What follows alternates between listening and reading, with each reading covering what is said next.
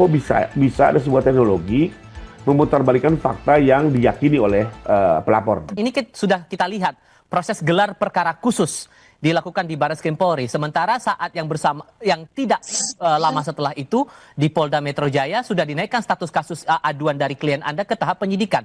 Apa Anda merasa bahwa dari GP khusus yang berlangsung di Barreskrim ini tidak akan mengubah atau ada kekhawatiran justru akan mengubah di sini? Ya, kalau kami sih berpandangan gelar perkara khusus yang terjadi di Barreskrim itu berdiri sendiri dengan tujuan mengevaluasi penyelidikan yang sudah dilakukan oleh pihak di Treskrimum Barreskrim. Nah, sementara yang di Polda sendiri itu juga berdiri sendiri ya, dan kebetulan di hari yang sama mereka juga ternyata melakukan gelar perkara. Setelah juga memang sebelumnya mereka kan melaporkan sudah memeriksa puluhan saksi, mendengar 7 ahli ya, bahkan di beberapa waktu sebelumnya kami sendiri mempertanyakan karena sudah berjalan penyelidikan hampir 3 bulan.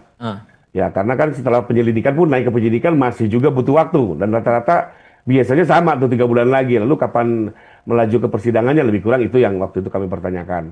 Nah, ternyata di hari yang sama setelah gelar perkara khusus Barreskrim selesai, keesokannya kita dapat berita ya yang di Polda itu sudah meningkatkan ke tahap penyidikan.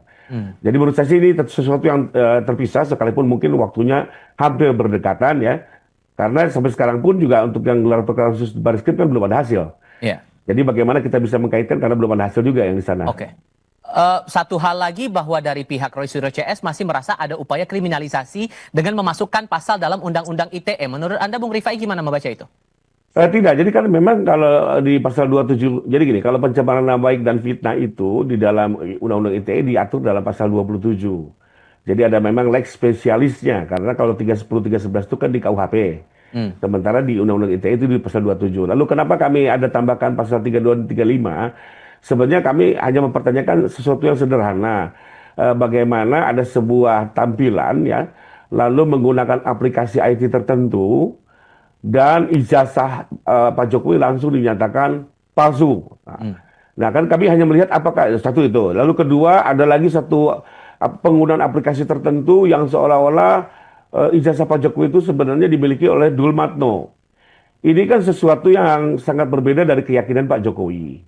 Karena Pak Jokowi sendiri yang menjalani perkuliahan, beliau sendiri juga yang menyelesaikan perkuliahan hingga memperoleh ijazah itu dari UGM. Kok bisa-bisanya kemajuan teknologi hari ini gitu ya bisa membuat sesuatu yang diyakini benar menjadi betul-betul terbalik 180%.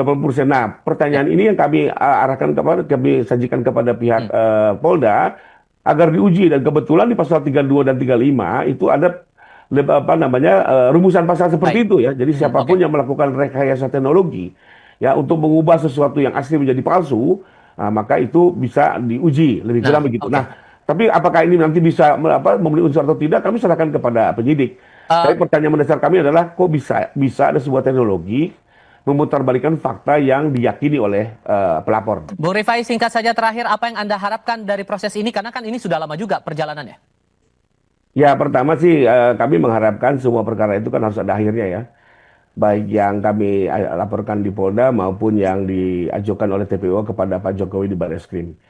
Ya, kami menghormati semua upaya hukum dan kita harapkan tetap harus ada hasilnya karena bagaimanapun juga masyarakat juga kan menanti nih seperti apa ujungnya. Tapi yang mau saya sedikit tambahkan mengenai gelar perkara khusus di Barreskrim ini sebenarnya sesuatu yang berbeda dengan Polda ya. Lalu yang disampaikan bahwa saya kan sama Pak Rismon sama-sama hadir. Kita ini hadir di sesi pertama.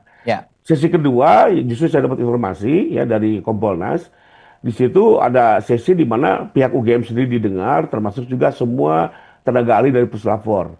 Ya, dan memang mereka itu memaparkan bukan kepada pelapor atau ahlinya, mereka memaparkan kepada Itwasum, Propam, Biro Wasidik, termasuk Komnas HAM, Ombudsman, Kompolnas, DPR Komisi 3 dan segala macam. Jadi memang mereka itu kemarin tidak memaparkan kepada pelapor,